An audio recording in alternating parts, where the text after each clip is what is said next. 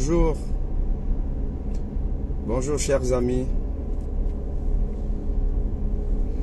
Je ne sais pas comment vous avez dormi.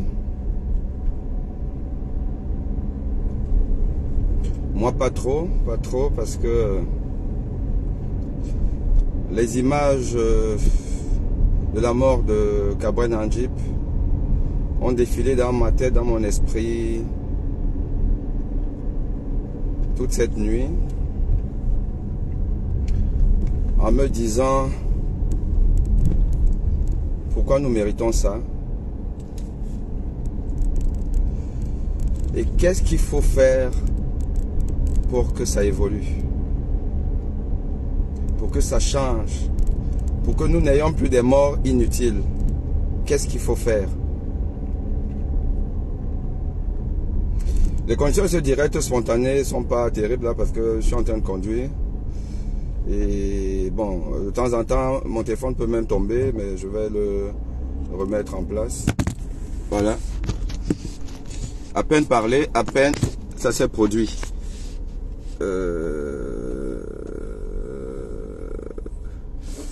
Donc, j'espère que là, ça va mieux tenir. Alors, je vous fais ce petit direct spontané aujourd'hui parce que j'ai fait une remarque. Alors, qu'est-ce qui se passe? Pourquoi vous ne me voyez pas? Est-ce que vous me voyez? Il s'est passé quelque chose. Il s'est passé quelque chose. Je ne sais pas trop quoi parce que là... Attendez, est-ce que c'est ça? Ah, voilà. Voilà. Donc, je pense que vous me voyez. J'espère que j'ai bien coincé ça. Alors, j'ai fait une remarque. C'est que depuis l'annonce de la mort tragique de notre frère, compatriote, hier, Kabren Anjip, mon téléphone n'a pas sonné, mon WhatsApp n'a pas chauffé, comme ça a souvent été le cas, lorsqu'il y a un événement sur la santé publique où les médias ont besoin d'avis d'experts. Et que, comme vous le savez, les médias camerounais ont fait de moi l'un de leurs consultants non officiels. Parce qu'un consultant officiel, il est payé, il est rémunéré et tout. Moi, je suis un consultant non officiel. Je fais du bénévolat parce que j'estime qu'il faut sensibiliser l'opinion publique sur les questions de santé et de l'éducation. Et c'est pour ça que vous m'avez souvent vu dans les médias et j'ai souvent été sollicité, pour ne même pas dire toujours été sollicité, chaque fois qu'il y avait une question brûlante, une question d'actualité brûlante. Mon téléphone n'a pas sonné hier, j'ai pas eu de WhatsApp. Vous savez pourquoi? Vous savez pourquoi? Parce que je suis fâché après les médias et certains sont même aussi peut-être fâchés après moi et ils m'accusent de tout, même d'être fou. Voilà. Je suis fâché après les médias parce que les médias m'ont abandonné dans mon affaire de tentative d'assassinat par l'université de Douala. Alors que je n'ai fait que dénoncer ce que vous avez vu hier. La prise en charge de Kabren Anjip hier. Où on nous dit que après une prise en charge pas correcte, mais par des personnes, des villageois qui ne savent pas et ce n'est pas leur rôle, et qu'au Cameroun, il n'y a pas une politique de santé publique digne de ce nom, où on va mettre des postes de sécurité, de secours, des postes de secours tout au long de l'axe de la mort. L'axe de la mort, la route de M. Paul Biala, c'est un axe de la mort. Et on doit donc savoir qu'il faudrait mettre des postes de sécurité un peu partout, et des postes de sécurité qui ont non seulement des ambulances bien équipées, il n'y a pas d'ambulance bien équipée au Cameroun, et en plus de cela, des hélicoptères pour pouvoir se déployer en 5 minutes. Nanjip, s'il avait été pris en charge par des professionnels, 5 minutes après son accident, il sera encore vivant. Et après, il arrive à l'hôpital de DDA. Je pars sur le principe que, comme on nous dit qu'on l'a pris en réanimation ou en sac de déchocage et tout, et qu'il y a eu une réanimation pendant quelques temps, et c'est après ça qu'on a demandé donc à la famille ou alors aux témoins qui l'ont accompagné, enfin, de le ramener distraitement vers la morgue. Donc ça suppose que il était encore vivant quand il arrive à l'hôpital d'Edea.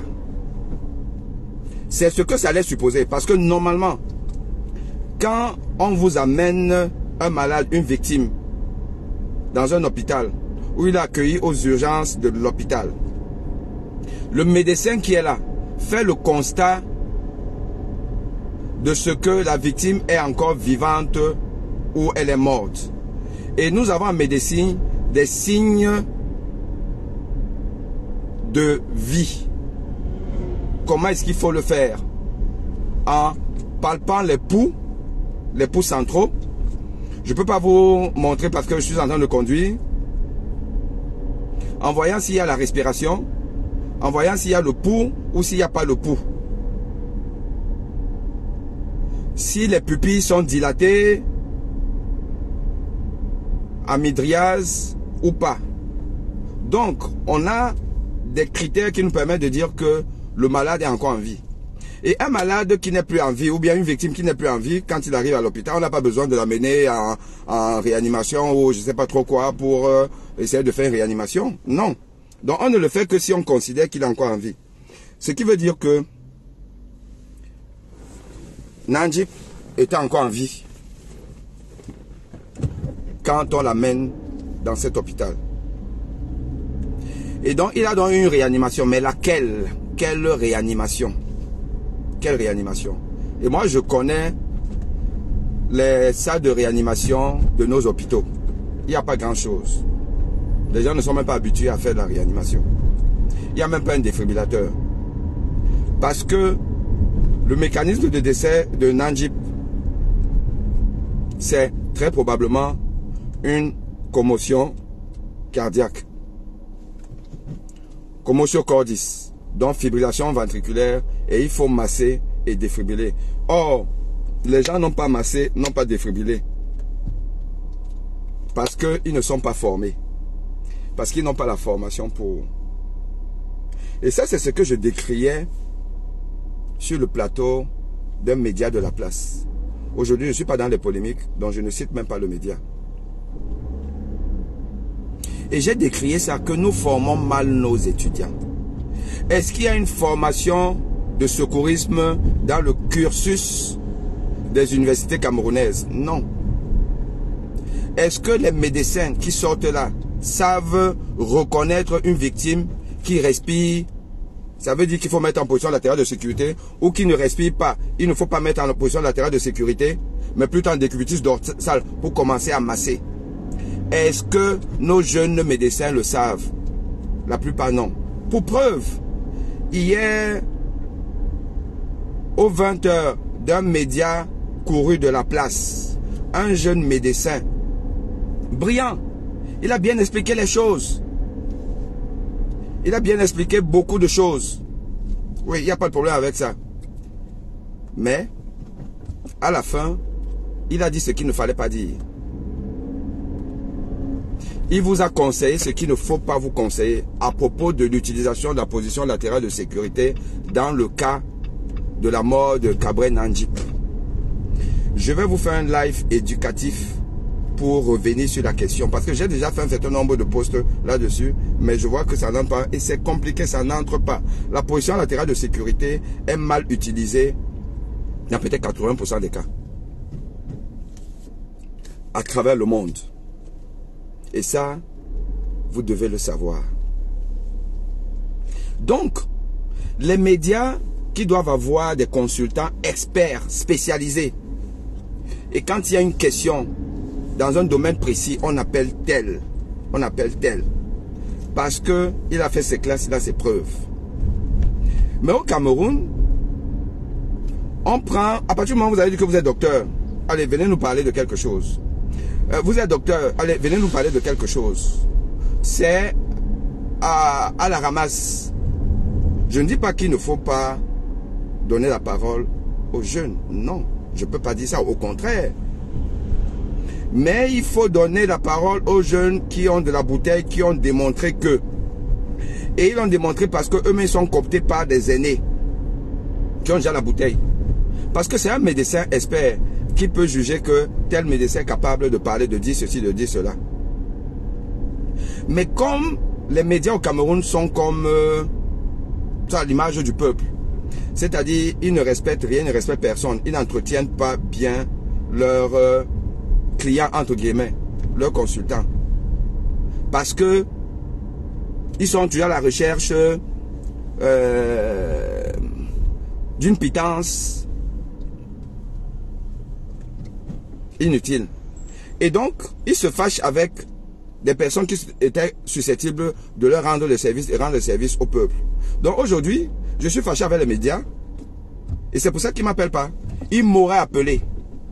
Tous là m'auraient appelé pour que je communique sur cette histoire. Mais aucun ne m'a appelé. Parce qu'ils savent que si tentent même, je vais seulement raccrocher. En fait, c'est ce qu'ils pensent. Mais en réalité, il n'y a pas de règle sans exception dans la vie. Et cette histoire-ci là, elle est douloureuse. Elle doit nous apprendre un peu d'humilité et beaucoup de solidarité. Donc retenez que dans un pays sérieux, les médias ont des consultants sérieux, attitrés, référents. Tout le monde ne peut pas et ne doit pas faire une communication grand public. Parce que le grand public n'a pas la capacité, n'a pas l'attitude, n'a pas les compétences pour déchiffrer le vrai du faux. Ce monsieur, cet expert, ce qu'il a dit là, qu'est-ce qui est bon, qu'est-ce qui n'est pas bon là? Non. Donc ne prends pas tout le monde pour communiquer sur une question comme celle-là à l'échelle nationale. Mais une fois de plus, quand je le dis, ce n'est pas pour fustiger le jeune collègue qui a parlé dans ce média, dans le 20h de ce média. C'est un brillant garçon. Parce que déjà, pour accepter parler dans un média, je peux vous assurer qu'il y a beaucoup de médecins, même des gens qui ont la bouteille, qui fuient les médias. Il y en a beaucoup. Ce n'est pas évident. Donc, il faut déjà avoir des connaissances pour accepter le faire. Donc, ce jeune-là a des connaissances. Mais, il n'a pas maîtrisé l'utilisation de la position latérale de sécurité. Gabriel Nandjip, ce n'est pas ce qu'il fallait faire pour lui. D'ailleurs, le sortir de la voiture, du véhicule, comme on l'a fait là, c'est plutôt dangereux, voire délétère. Donc je vais revenir sur ça. Il faut que je trouve le temps en journée, aujourd'hui, pour vous faire un live éducatif encore sur quand utiliser la position latérale de sécurité, comment il fallait prendre en charge Gabriel Nandjip. Là sur place, ce qu'il fallait faire et ce qu'il ne fallait pas faire. Allez, c'était juste un petit bonjour matinal pour vous et soyons forts et exigeons à notre gouvernement de cesser de nous tuer. À très très bientôt. Je ne peux pas lire vos messages parce que je suis en train de conduire. Voilà, je ne peux pas lire, mais on a mis Cabral en PSA alors que Petit était inconscient. Non, c'est pas... Parce que je vais vous expliquer ce que c'est que la PLS. Et pourquoi on fait ça? Pour éviter quoi? Je vais vous expliquer. Mais là, je vais arrêter parce que je dois continuer à conduire. Allez, à bientôt. Ciao.